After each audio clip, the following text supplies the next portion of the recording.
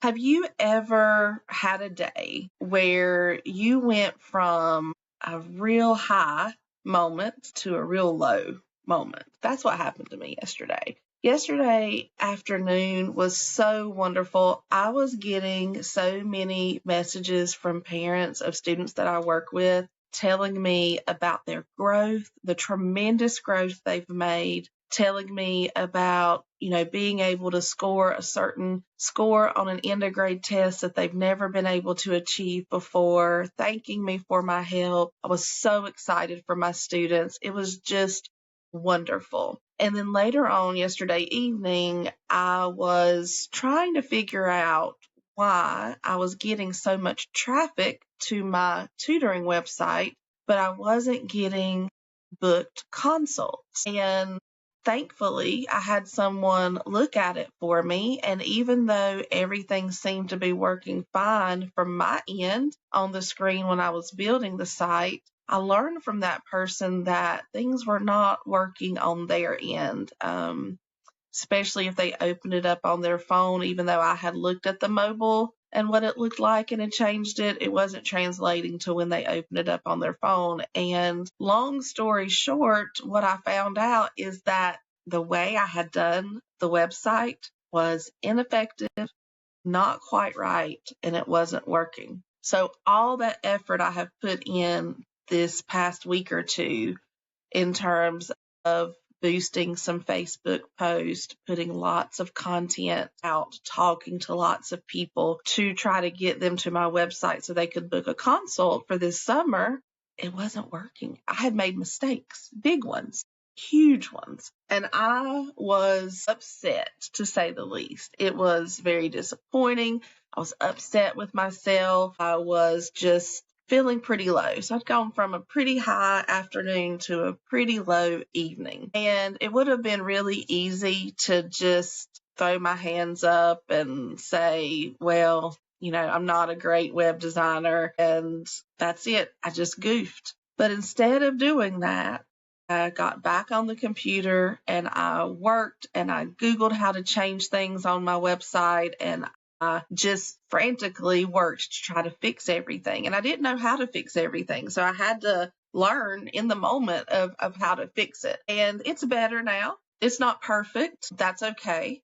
It was good enough last night for me to move on and go to bed and get some sleep. And it just had me thinking about people that are trying to achieve great things, people that have a goal in mind. Maybe you've had a goal in mind before and you hit a roadblock or two. You had an obstacle in your way, and maybe that was your reason to quit. Maybe that obstacle or that challenge gave you the excuse that you shouldn't keep going. And a part of one of the things that I want to bring to the awareness of our young people is that pretty much 100% or very close to it of people that you admire, that you look up to, that are doing things that you aspire to do. They did not get there because it was easy to do. They got there because they didn't quit. And I'm trying to build something great, not something, that is known worldwide, but just a solid company that helps kids. And there have already been, I started in August, and there have already been lots of moments where anybody would have thought it was reasonable for me to quit. But I'm not going to do that. And what I'm learning through that process is I am going to make mistakes. I'm not going to be good at everything. I'm going to have to learn in the process. It's just a part of it. And so I want to bring to you a story today about someone that did that and achieved something great. So in your home, there's a very good chance that you have either a Dyson vacuum or a Shark vacuum. I would say those are two of the most popular. And the Shark vacuums are actually created based on the technology that Dyson invented. And so what Dyson invented was the first bagless vacuum. Well, it took him over 15 years to achieve his goal. He made over 5,000 prototypes before he got the technology right. I don't know exactly where it lines up, but I'm imagining that it is one of the top, if not the top, not if the top vacuum producers in the world. And all of that took 15 years, 5,000 different attempts, 5,000 failures, so to speak. And as parents, we want to protect our kids from those hard moments. We want to shield them from the disappointment and from the heartache that failure and setbacks and obstacles can bring. But we really need to maybe focus more on helping our kids work through that process and to not give up. If we can teach our kids that, if we can show them that to achieve anything great, you're going to have setbacks, challenges, disappointments. And we can help them work through that process rather than maybe shielding them from it to begin with. That is really the greatest service we can give our kids. And so I'm proud of myself. I'm proud of myself for not giving up.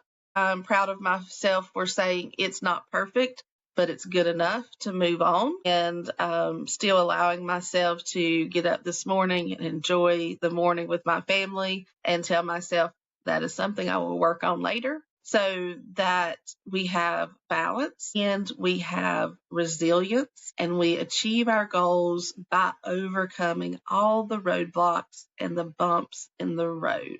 It's really, really easy to quit. It takes no effort to quit, but it takes a lot of grit and a lot of effort to push through, and that's how you get to success. So that is my TED Talk for today. And I thank God for giving me that lesson. So it's a lesson that I can share with others. And that's it. I love you guys. And I will see you tomorrow for my last day of this 7-day challenge I have given myself to go live. Bye, everybody.